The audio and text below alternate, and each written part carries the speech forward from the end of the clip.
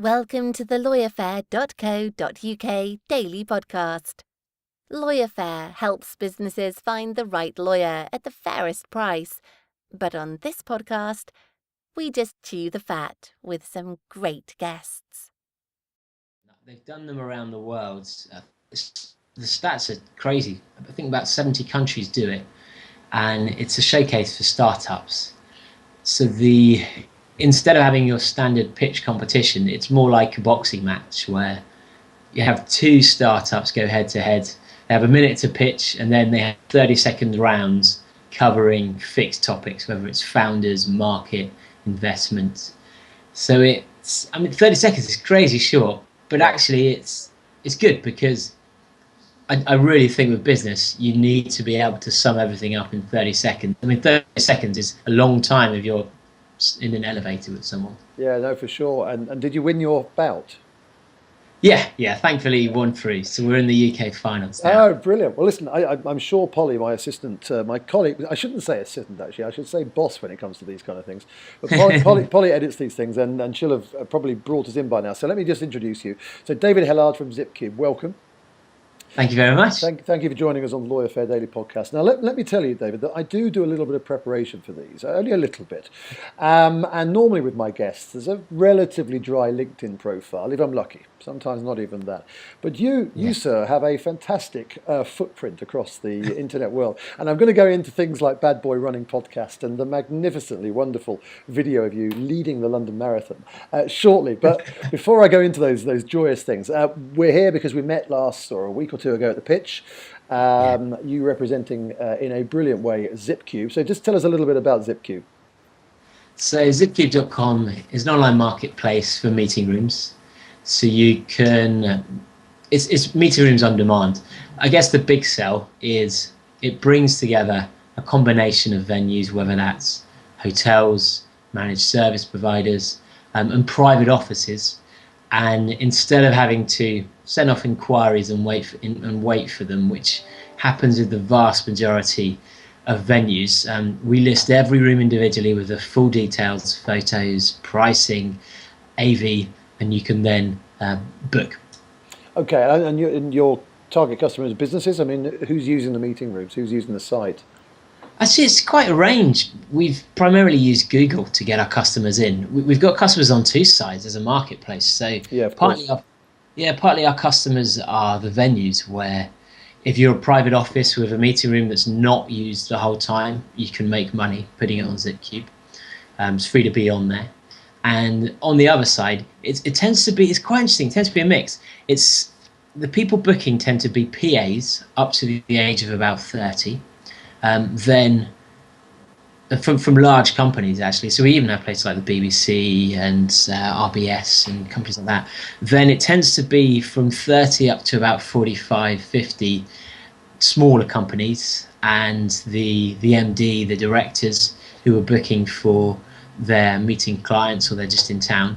And then from 50 upwards tends to then be the secretaries training firms who are either looking for a venue to host a training session, a training meeting, or they're in a large company and all the meeting rooms where they are booked up and they just need somewhere they can walk to take their team and have a meeting. Mm-hmm. And are you, what's your coverage, David? Because it started off in London, but have you expanded across the UK now? Yeah, London's got a very, very good spread. It's got over 1,000 rooms. But outside of that, it's only really been the last few months where we've been partnering with some venues that are nationwide. So most cities have one or two rooms. It really works best when people have a choice of 3 or 4 or 5 different properties. So we're starting to get that in Bristol, in Manchester. It's probably going to be kind of March, April, and when we really get some good coverage in every major city. Yeah.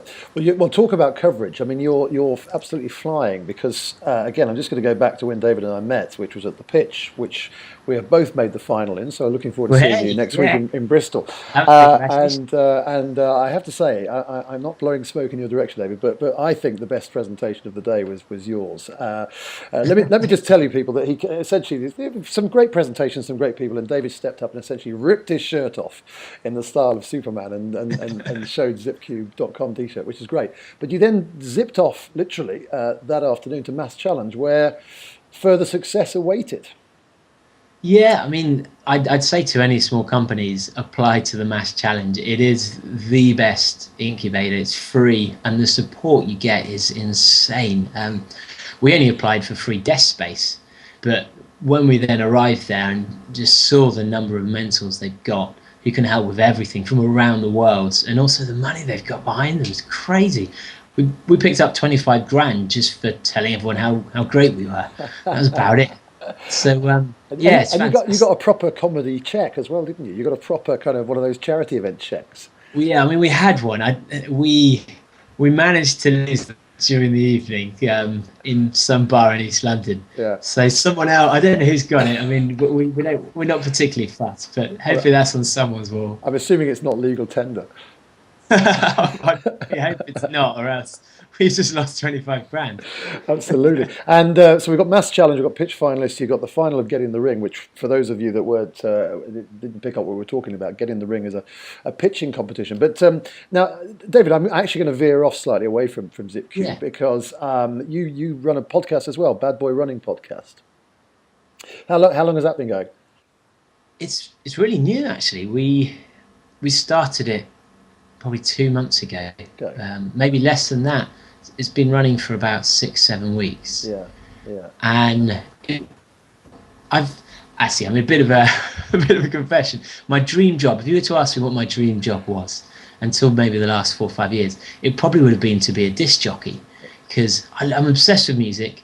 I talk a lot, as you could probably already gather, and I love people. Yeah. So I think that's a good combo. And a friend of mine, Jodie, who is, we've both written for various running magazines. We do a lot of races, but we come at it from different sides of the spectrum. I'm quite an aggressive racer as such, to do more ultras and just enjoys the length of things rather than the speed. So we thought, let's just create a podcast for people like us, because there's some great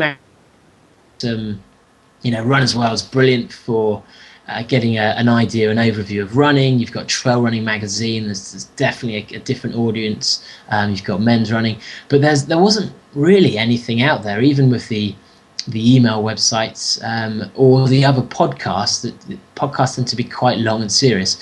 There isn't just two people talking all of the chat that you chat with your running friends down a pub. And it's great to have someone like Mo Farah on a podcast and listen to his training, but really, how useful is that for 90% of runners? And how interesting really is it to find out that he's good at running because he runs 120 miles. It's much better to have people, I think, who are similar to you. So then when they're talking about their little tips, when they're talking about their experiences, it's actually things you can use. Yeah. And also, the joy of running is all the stupid stuff that happens. The problems that go on, and all the after parties and the people you meet and the experiences you have, the places you go, and that's what we really want to capture. Yeah, well, I love it. And if anybody, I mean, the humour that came across with your presentation in the pitch, frankly, David, I'm sure peppers the Bad Boy Running Podcast. But if anybody does, don't take my word for it, do have a look on YouTube at Leading the London Marathon, David Hellard Sprint. Honestly, I saw this up. I laughed out loud. And I love, there's a very quick, because essentially what David does is he sets off on the London Marathon and he sprints to get ahead of the rest of the pack for that first 400 metres. And still, I have to say, finished it in 3 hours and 3 minutes. Which is astonishing. But the thing I loved, I'm sure those elite runners just had a little glance across. Who the hell is this guy? Yeah, I mean, I think I've always described their view as almost a nonchalant cow looking across. They're doing their own thing, and they know something weird's happening, and they're like, "What's happening over there? Do I care? Yeah. I'm in my own world." No, not really. Yeah, it's brilliant. I loved it. As I say, anybody wants to see it, it's on YouTube. And is it right you beat Mo Farah once in a race? Yeah, I mean, it's it's one of those claims that, while technically true, is probably not as grand as it suggests. He did a 5K run in the park for one of his sponsors. He certainly wasn't racing it flat out. And in the last 100 meters, all the cameras are there, so I properly gassed him. He obviously would have gassed me if he wanted to, but he was there thinking of the sponsors, and so he let us go. And there is a dinner party conversation for the rest of your life. Exactly. Listen, David, thanks so much for joining us. So zipcube.com is the website. If you need a meeting room, or if you have a meeting space, then that's the site you should be visiting and engaging with. And listen, good luck next week at the pitch final. Obviously, I hope you finish second, but I wish you well. Thank you very much, and same to you. Hope it goes well. It's going to be a great time. Thanks a lot, David. See you soon. That was the LawyerFair Daily Podcast. We shall be coming back, as the name suggests, tomorrow with another one. Thanks for listening. Thanks for listening to the LawyerFair.co.uk Daily Podcast. If you'd like to listen to more, why not subscribe and download each episode via iTunes, or visit us on the LawyerFair.co.uk website.